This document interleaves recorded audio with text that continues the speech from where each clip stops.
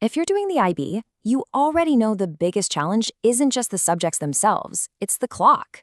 It feels like it's always working against you. Well, today, we're going to break down a simple but super powerful framework to help you stop fighting time and actually start mastering your schedule. Oof. This quote probably hits pretty close to home, right? It just perfectly captures that feeling of having a mountain of work and, just not enough hours in the day to climb it. But here's the key word: waste. That implies your time isn't just vanishing, it's being misplaced. And that's something we can totally fix. So where do we begin? Not with your homework. Nope. Not with your IAs. We start with your foundation. Before you can build any kind of schedule that's going to hold up under the pressure of the IB, you have got to figure out your non-negotiables. What's so funny about this is how simple it seems. But trust me, it's the one step that almost everybody skips.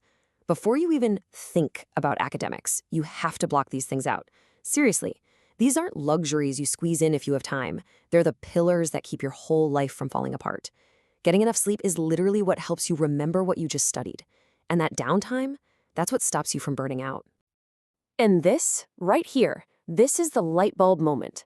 Once you've carved out time for the essentials, what's left over is your actual, real-world study time. It's not some imaginary 24-hour free-for-all. It's the real window you have to get your work done. Just getting this clarity is probably the single most important first step to feeling like you're in control again. Okay, so your foundation is set. Now it's time to actually build your daily plan.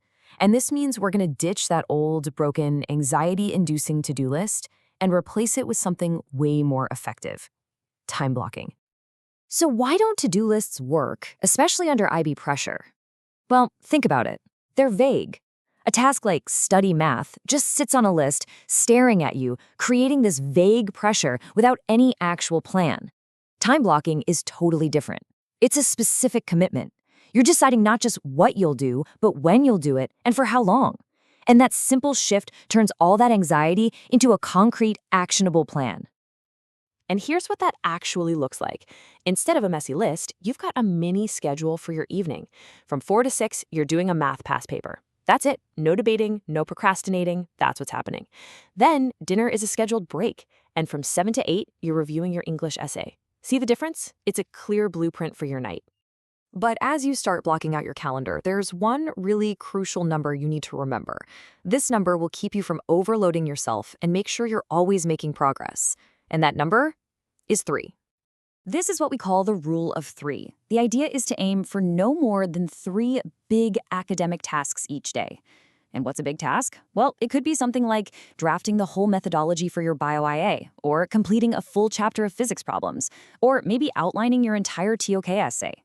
Getting 3 of those done in a day, that builds some serious momentum, but it does it without leading to complete and total burnout. Okay, so you've got your foundation and your daily blueprint. But let's be real, the IB is a marathon, not a sprint. So this final piece of the puzzle is all about mastering the long game. It's about making small, consistent reviews instead of these huge, stressful overhauls of your whole system. And the tool for this is so simple, it's almost silly. Just 10 minutes. That's it. At the end of every week, schedule this tiny little block of time to just reflect on your plan. This small habit, I'm telling you, has a massive impact on your long-term success. During this little 10-minute review, you start by asking yourself something positive. What actually worked? Maybe time blocking your math study was a total game changer. Or maybe scheduling that break right after school gave you way more energy. Recognizing your wins helps reinforce those good habits. And then you ask the follow-up. What didn't work? And you gotta be honest. Maybe trying to study late on a Friday was a complete disaster. The goal here isn't to feel bad about yourself. It's to gather data. This info lets you make a small, smart tweak for next week, instead of just throwing out your whole system in frustration.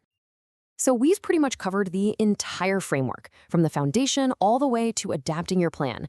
But, theory is totally useless without practice. So let's put this into action right now. Here it is, your 4-step action plan. 1. Lay your foundation. Map out those non-negotiables first. 2.